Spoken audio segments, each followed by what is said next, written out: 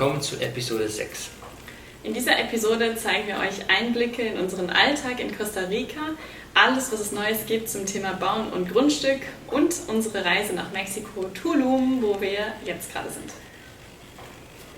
Ananta und ich haben die letzten Tage wie verrückt gearbeitet in verschiedensten Regionen, ob es jetzt YouTube ist, Instagram, unser eigenes Business, Investitionen. Wir haben uns mit so vielen neuen Dingen auch auseinandergesetzt und waren gefühlt 24/7 nur in dieser Hütte. Und deswegen haben wir heute gesagt, wir möchten mal wieder auf ein Date gehen. Das ist einfach eine schöne Überraschung. Ja.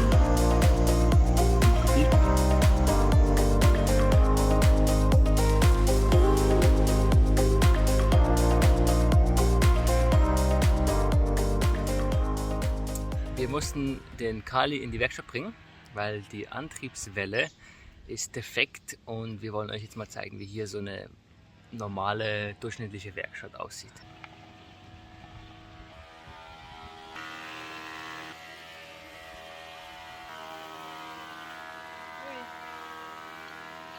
Wir mussten die Antriebswelle, also einen Teil von der Antriebswelle ersetzen, die Handbremse ein bisschen nachziehen und den Kühlegrill etwas besser befestigen. Und wir haben jetzt umgerechnet 85 Franken bezahlt. Es war ein mega guter Service, mega schnell, also wirklich wieder einmal erstaunt. Wir haben gerade ein Ameisennest entdeckt. Das ist so krass, wie viele Eier das sind. Und vor allem, wo bringen die jetzt hin? Die eine ist gerade mit einem weggerannt. Komm, Ananta, du musst die Schublade lösen. Komm, los! Im Ernst! Guck mal, die fangen schon an, die Eier wegzutragen. Jetzt Oh mein Gott!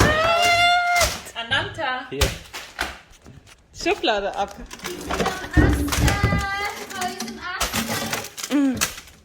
Los, schnell.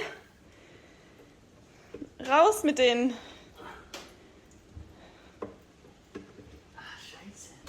Raus, raus, raus, raus, raus.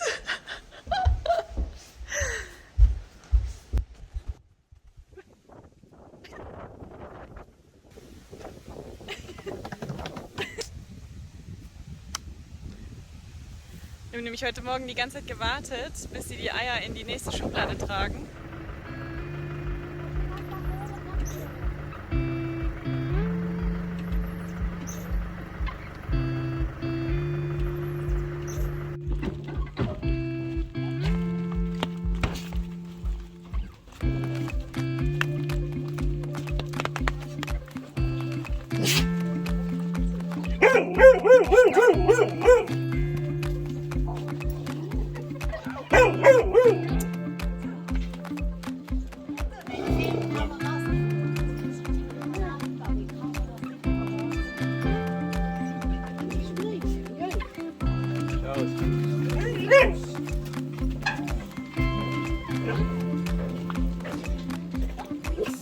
Very smart. She tried to see how long.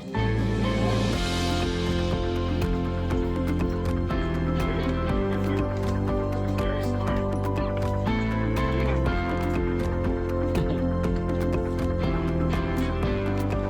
Yes. Yeah, it's nice. Very smart. I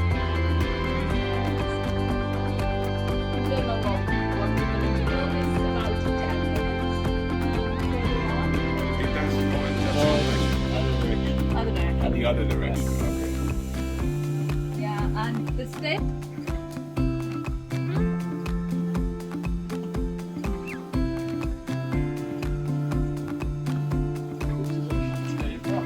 Am skala og gønner det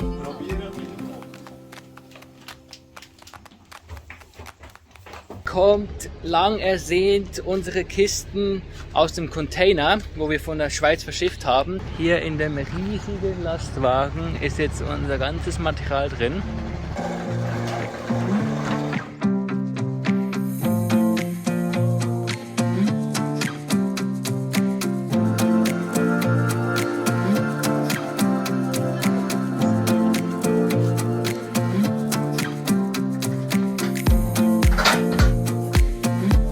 Kisten sind angekommen, der Lastwagen fährt gerade weg.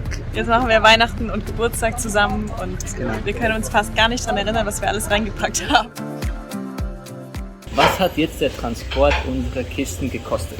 Wir haben 12 Kisten voll mit unserem Material mitgenommen und es gab 1,3 Kubik. Wir haben das privat verschifft. Wir haben vorher auf einer Excel-Tabelle genau aufgeschrieben, was drin ist und welchen Wert die gebrauchten Sachen vor allem noch haben. Und auf den Wert mussten wir in Costa Rica ca. 16% Zollgebühren zahlen. Wir haben pro Kubikmeter ca. $205 bezahlt. Und der Transport von Limón, wo das Schiff angekommen ist, nochmal zu uns in die Berge, hat insgesamt nochmal $624 bezahlt, was wir durch alle Parteien geteilt haben. Total. Ja, haben wir $681 bezahlt, aber das variiert ja bei jedem, je nachdem wie viel und wie hoch der Wert ist von den Sachen, die man mitnimmt. Genau, ja. Die zweite Möglichkeit, wo es gibt, wo die Dafina gemacht hat, sie haben einen Container gekauft. Dort variiert der Preis extrem momentan, also da kann man von 5.000 Euro bis zu 20.000 oder 30.000 Euro ausgeben für einen Container. Der ist 6 Meter lang, den haben sie voll gemacht mit ihrem Material. Zollkosten verschiffen hat sie dann nochmal 5.000 Euro gekostet, kann man vielleicht sonst auch noch nutzen als Werkstatt oder was auch immer. Vorteil für alle, die in Costa Rica eine Residencia beantragen wollen, ist, wenn man im Prozess der Residencia schon ist, gibt es jetzt ein neues Gesetz, dass man einen Container gratis einführen darf ins Land, ohne Zollgebühren zu bezahlen. Wir waren seit einer Woche nicht mehr auf dem Land, weil wir sonst so viel zu tun hatten und noch in Santa Teresa waren. Und jetzt gehen wir nach einer Woche mal schauen, was alles passiert ist. Von da unten sieht die Haupteingangsstraße so aus. Da haben sie mal richtig großes Kies hingemacht, dass es nicht mehr so sumpfig wird. Hier war vorher alles richtig matschig und ihr seht, da ist sogar ein kleiner Wasserfall entstanden und haben jetzt hier provisorisch einen kleinen Ablauf gemacht und da wird später mal alles betoniert hier. Da kommt hier alles Beton hin und dann fließt der Bach einfach über den Beton hier runter. Hier geht es jetzt hoch zum Pferdestall. Der Eingang und das sieht ja schon mal richtig gut aus hier oben.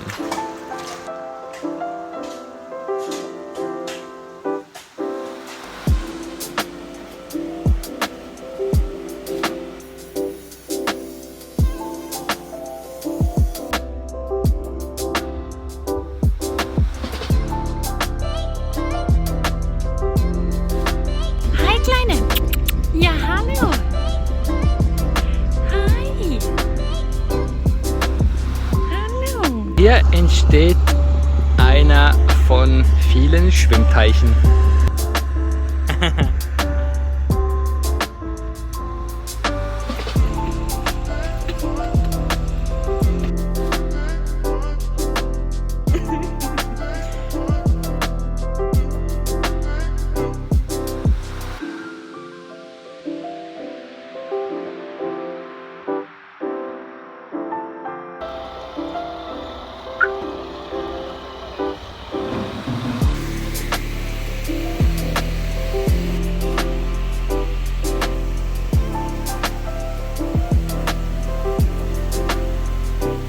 Und heute wird es Zeit zu packen, denn es geht nach Mexiko.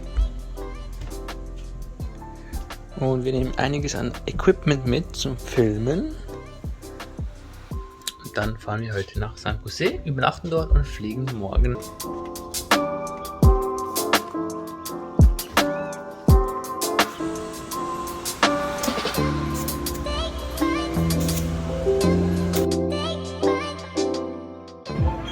Wow, moment. Oh. Wow. Nochmal einen Gesichtsausdruck, wie die Pizza würdest du beschreiben.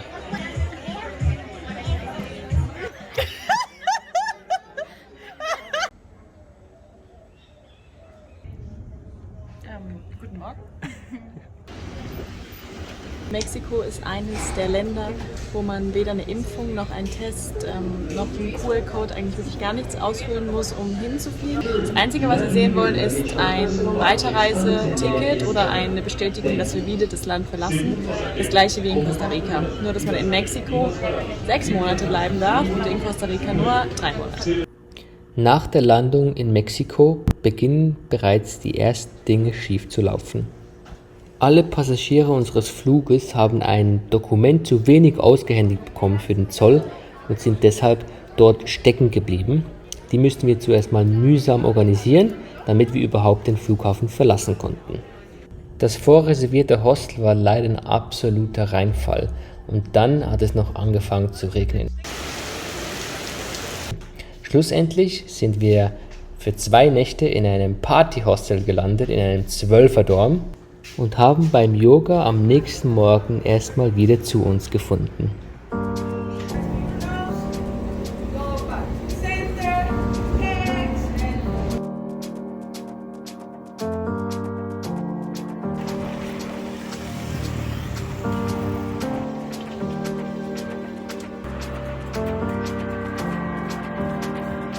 Gran cenote.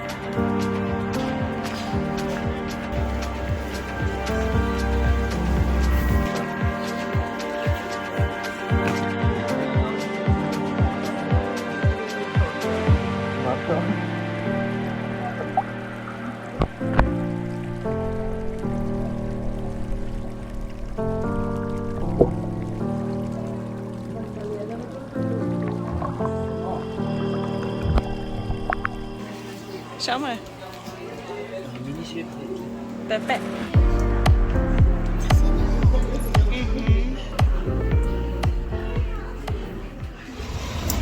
Wir machen uns jetzt auf den Weg in die Innenstadt von Tulum.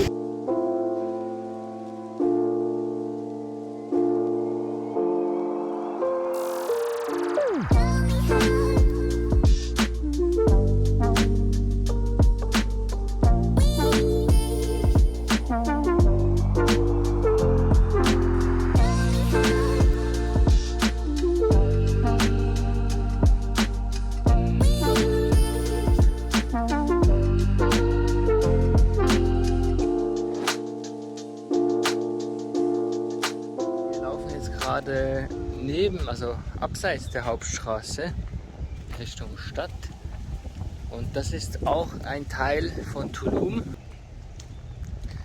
wie es hinter den Kulissen so aussieht. Eigentlich nur eine Straße hinter der Hauptstraße.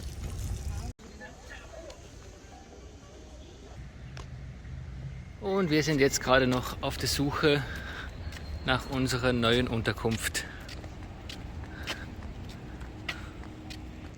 So, ich glaube, wir sind da, wenn das Selva Terra ist. Ah, hallo.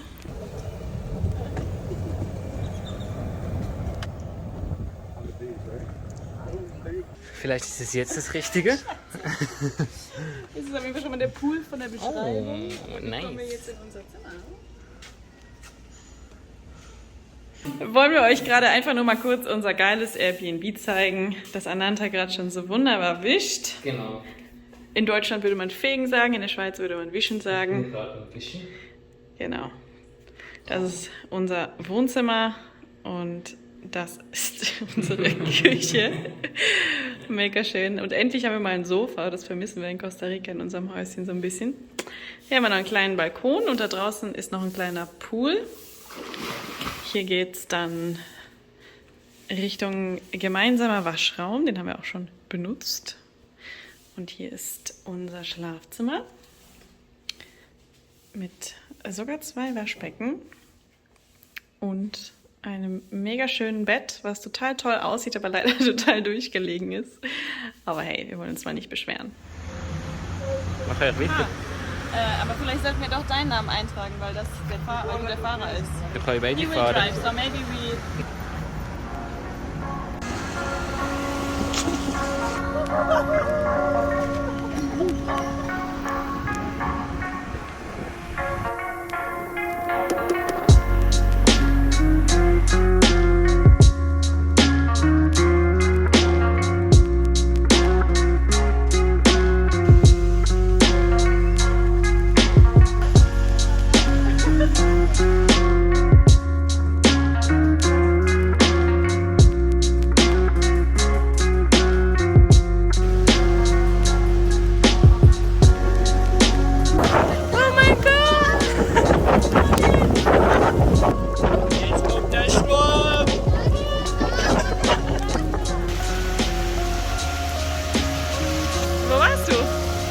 ins Restaurant gekommen.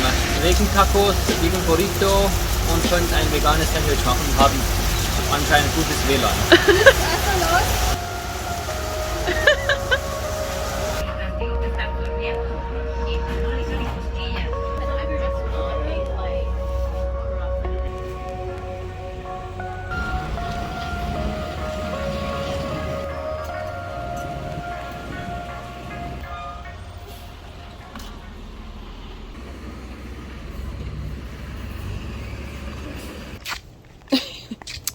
Wir laufen jetzt gerade Richtung Maya-Ruinen hier in Tulum. Wir sind in der wie heißt das?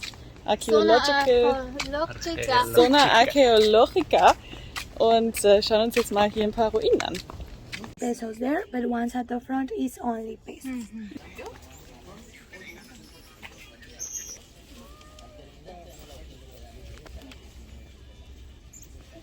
Oh mein Gott.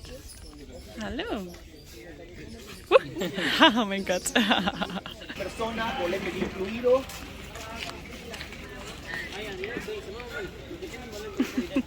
Belice. ¿Ustedes saben cuál es el idioma oficial allá en Belice?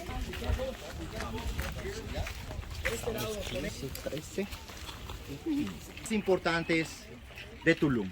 Vamos a comenzar con ese grande allá a la izquierda, que hoy en día se le conoce como el Palacio del Gobernador o la Casa del Rey. So, wir fahren jetzt gerade hier mit unserem E-Roller mit 30 auf der Autobahn. Aber der kann nicht schneller.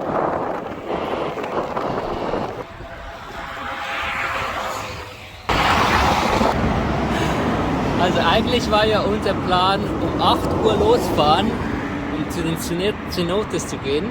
Jetzt haben wir wie viel Uhr? 11? Halb 12? Halb 12. Der Scooter ist stehen geblieben neben der Autobahn. Wir haben es gerade noch zu so einem Resort geschafft und der Wächter hat uns sein Handy geliehen, damit wir da anrufen können.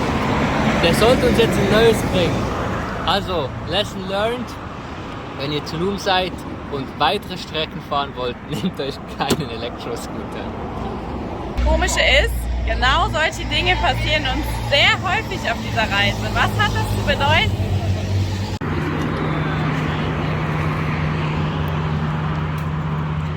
Ronald hat uns jetzt einen neuen Scooter gebracht und repariert den alten, also kann unsere Fahrt weitergehen.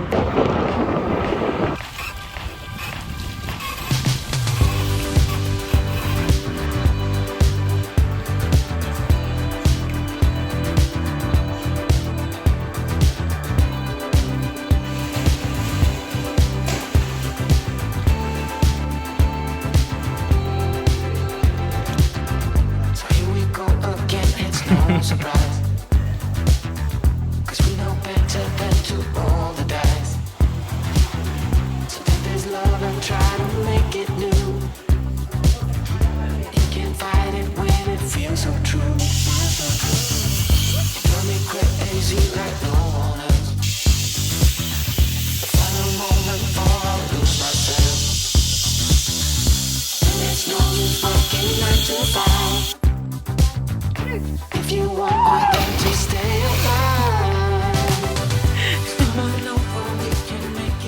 Für die 3 Cenoten haben wir jetzt umgerechnet 30 Franken ungefähr bezahlt. Und das Fazit ist... Was ist das Fazit? Ja, teuer. Teuer. Teuer. Und nicht so spektakulär, dass wir jetzt Nochmal kommen. nochmal kommen würden. Und jetzt geht's Eis essen. So,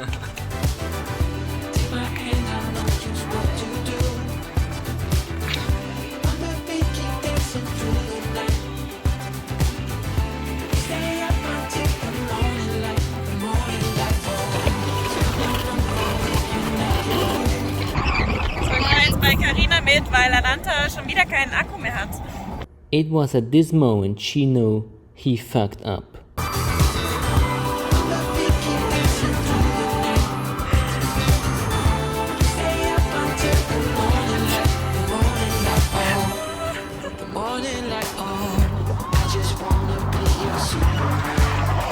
Ich habe ihn jetzt am linken Zeh gepackt und ziehen.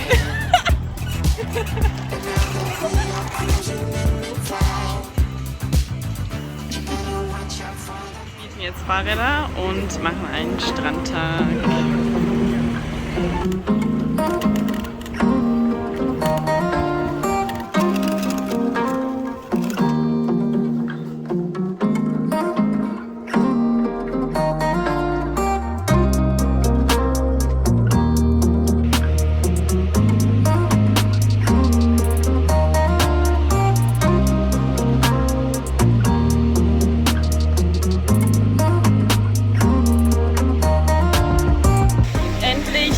Sind wir am schönsten Teil von Tulum angekommen, und zwar dem Naturreservat ganz am Ende des Strandes. Und hier ist es einfach nur wunderschön und kein Mensch ist da.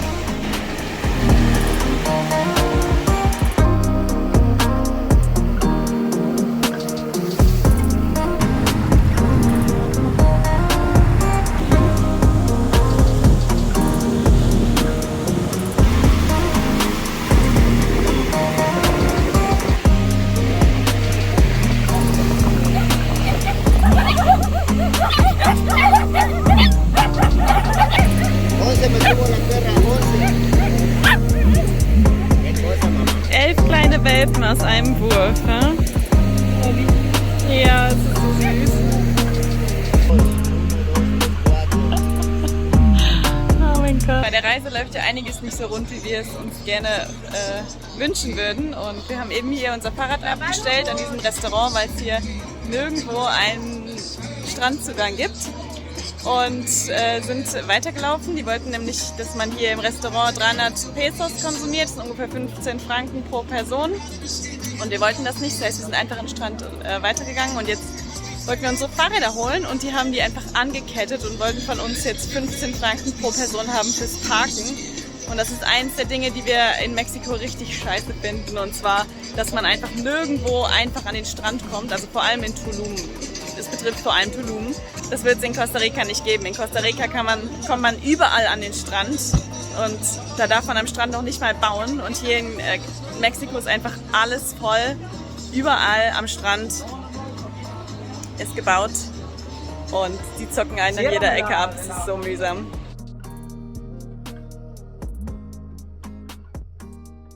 Da hätten wir einerseits mal den Flug. $818. Dann alle Vorbewegungsmittel, das heißt Taxi, Flughafen Tulum, Tulum Flughafen $160. 3 Tage Mofa, $60, also $20 pro Tag. 2 Tage Fahrrad, 3 Tage Fahrrad, $24, das heißt $8 pro Tag. Und dann das Essen, eigentlich einer der größten Punkte auch hier, $260 bis $300. Recht teuer, genau. Dann unsere Unterkunft in San Jose, einmal auf der Hinreise, einmal auf der Rückreise, insgesamt $100. Das Hostel, 2 Nächte in Tulum, was uns nicht so gut gefallen hat, $80 insgesamt. Dann unser Airbnb, wo wir jetzt drin wohnen, wäre insgesamt bei $772 für 8 Nächte. Das teilen wir aber ja zu dritt. Das sind dann für uns beide noch $514. Und Shopping nicht so viel, $40. Das heißt, insgesamt haben wir für die 10 Tage oder zahlen wir für die 10 Tage $1.800. Recht teurer Trip, aber ich denke, der war es doch wert. Nicht? Nein. Wert nicht unbedingt, weil wir jede Menge Spaß hatten. Wir hatten zwar auch Spaß, aber wir haben so viele tolle Erkenntnisse daraus gewonnen, wie dankbar wir sind für alles, was wir in Costa Rica haben. Wir wissen es viel mehr zu schätzen. Und wir durften in vielerlei Hinsicht am Thema Geduld arbeiten.